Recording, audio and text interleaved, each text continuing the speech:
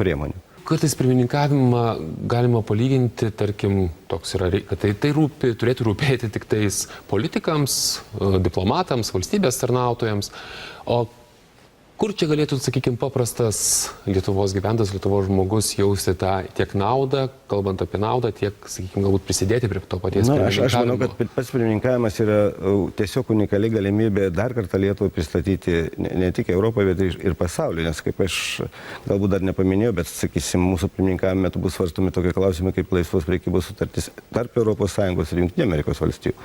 Ką tai reiškia? Tai reiškia, kad mes galim, verslas jau domėsis. Čia bus pirmiausia daugiau tarptautiniai žiniasklaidai. Tai, ką mes darom, sakysim, mūsų vyriausybės ir prezidentai prieš tai darė, bandydavo pristatyti Lietuvą įvairiems užsienio investuotojams, tai tas bus jau, kaip sakoma, savaime taip atsitiks.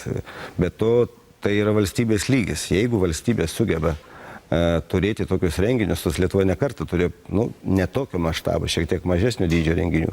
Bet šitas bus, aišku, pats didžiausias, atsakingiausias. Na ir nepamirškim, kad čia dalyvauja tie politikai, raktiniai politikai, patys aukščiausi, premjerai, prezidentai, kurie priima sprendimus.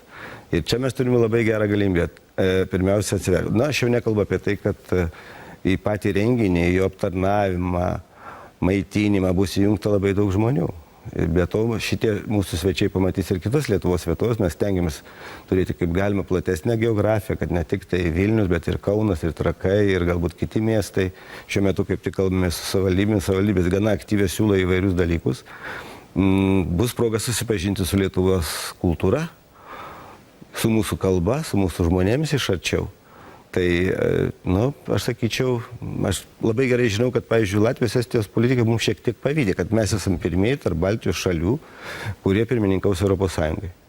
O apskritai tai yra iš tikrųjų unikalus dalykas. Aš sakyčiau, kuris su tos integracijos reikalose be ne 20 metų, labai sunkiai įsivaizdavau prieš dar 10-15 metų, kad mes kažkada būtent pirmininkausim, vadovausim Europos Sąjungai. Tai buvo gana sunku įsivaizduoti. Kaip kai kurie